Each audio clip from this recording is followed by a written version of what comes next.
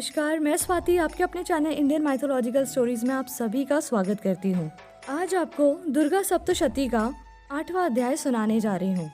इस अध्याय में रक्तबीज वध का वर्णन दिया गया है। महर्षि मेधा ने कहा, चंड और मुंड नामक असुरों के मारे जाने से और बहुत सी सेना के नष्ट हो जाने से असुरों के राजा प्रतापी शुंभ ने क्रोध युक्त होकर अपनी संपूर्ण सेना को युद्ध के लिए तैयार होने की आज्ञा दी। उसने कहा, अब उदय युद्ध नामक 86 असुर सेनापति अपनी सेनाओं के साथ युद्ध के लिए जाएं और कंबू नामक 84 सेनापति भी युद्ध के लिए जाएं और कोटि वीर नामक 50 सेनापति और धौम्रकुल नाम के 100 सेनापति प्रस्थान करें। कालक, दोहद्र, मौर्य और कालके या दैत्य भी मेरी आज्ञा से सच कर युद्ध के लिए कूच करें। भयानक शासन करने वाला असुरों का स्वामी शुंभ इस प्रकार आज्ञा देकर बहुत बड़ी सेना के साथ युद्ध के लिए चला। उसकी सेना को अपनी ओर आते देखकर चंडिका ने अपनी धनुष की टंकार से पृथ्वी और आकाश के बीच का भाग गुंजा दिया। हे राजन, इसके पश्चात देवी के सिंह ने दहाड़ना आरंभ कर दिया और अंबिका के घंटे के शब्दों ने उस ध्वनि को और बढ़ा दिया। धनुष के टंकार से, शेर की दहाड़ और घंटे के शब्द से पृथ्वी और आकाश के बीच का भाग गूंज उठा और इसके साथ ही देवी ने अपने मुख को और भी भयानक बना लिया। ऐसे भयंकर शब्द को सुनकर राक्षसी सेना ने देवी तथा सिंह को चारों ओर से घेर लिया। हे राजन, उस समय दैत्यों के नाश के लिए और देवताओं के हित के लिए ब्रह्मा, शिव, कार्तिकेय, विष्णु तथा इंद्र आदि देवों की शक्तियां, जो अत्यंत पराक्रम और बल से संपन्न थीं, उनके शरीर से निकलकर उसी रूप में चंडिका देवी के पास गईं।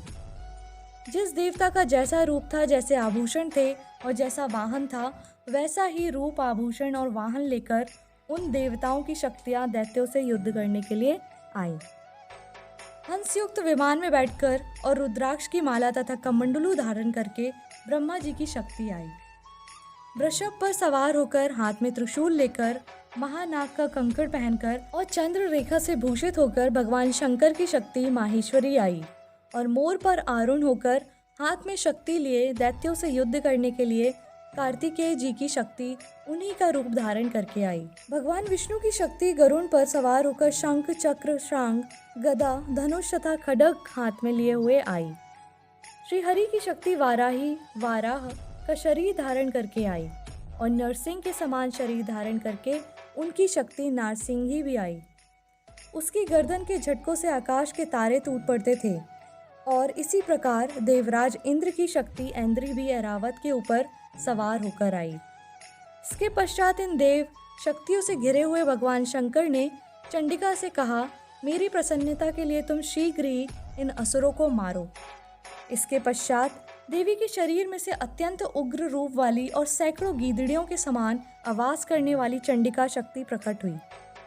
उस अपराजिता देवी ने धूमिल जटा वाले भगवान श्री शंकर जी से कहा, हे प्रभु, आप मेरी ओर से दूत बनकर शुंभ और निशुंभ के पास जाइए और उन अत्यंत गर्वीले दैत्यों से कहिए तथा उनके अतिरिक्त और भी जो दैत्य वहां युद्ध के लिए उपस्थित हो, उनसे भी कहिए, जो तुम्हें अपने जीवित रहने की इच्छा हो तो त्रिलोकी का राज्य इंद्र को दे दो।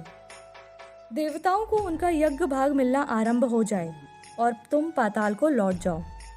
किंतु यदि बल के गर्व से तुम्हारी लड़ने की इच्छा हो तो फिर आओ और तुम्हारे मांस से मेरी योगिनियां तृप्त होंगी। क्योंकि उस देवी ने भगवान शंकर को दूत के कार्य में नियुक्त किया था, इसलिए वह संसार में शिवदूती के नाम से विख्यात हुई।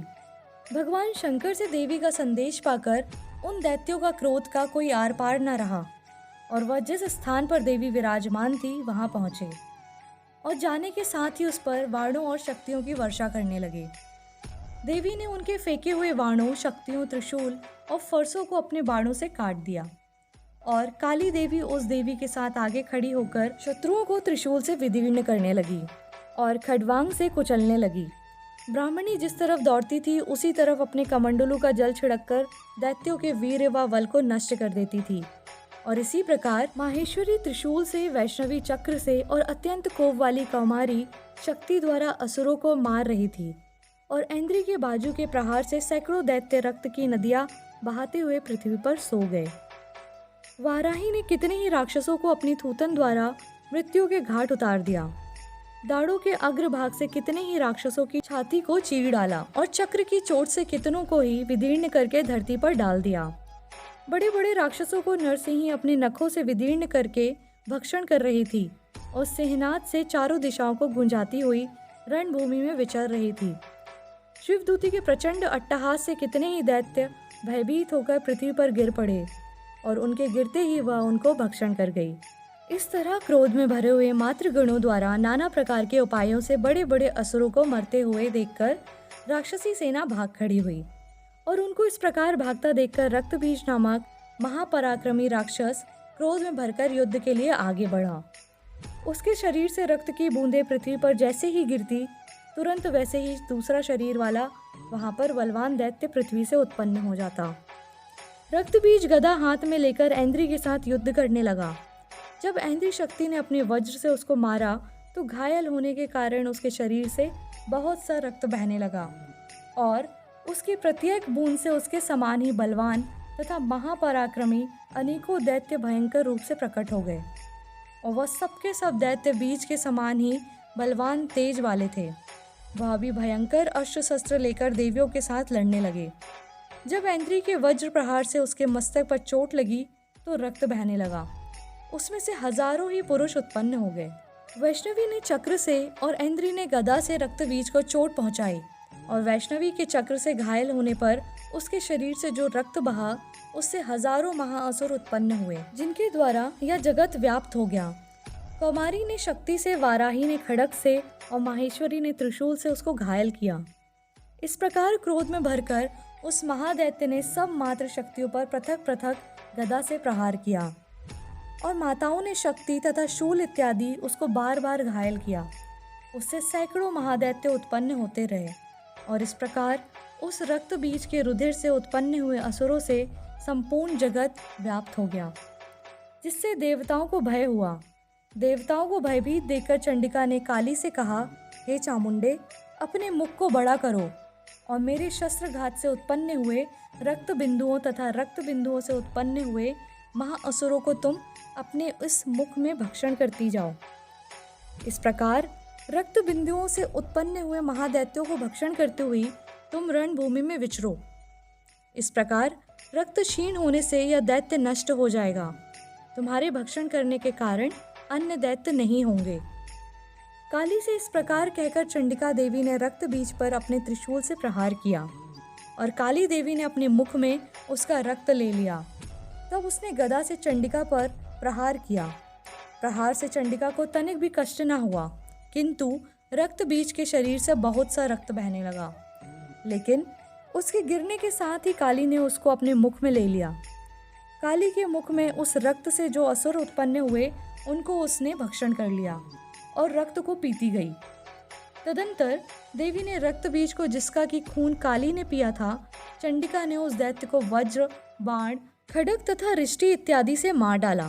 हे राजन, अनेक प्रकार के शस्त्रों से मारा हुआ और खून से वंचित हुआ महादैत्य रक्त बीज पृथ्वी पर गिर पड़ा। हे राजन, उसके गिरने से देवता अत्यंत प्रसन्न हुए और माताएं उन असुरों का रक्त पीने के पश्चात उद्यत होकर नृत्य करने लगी। इसी से यह अध्याय समाप्त होता है। बोलिए अम्बे मात की जय।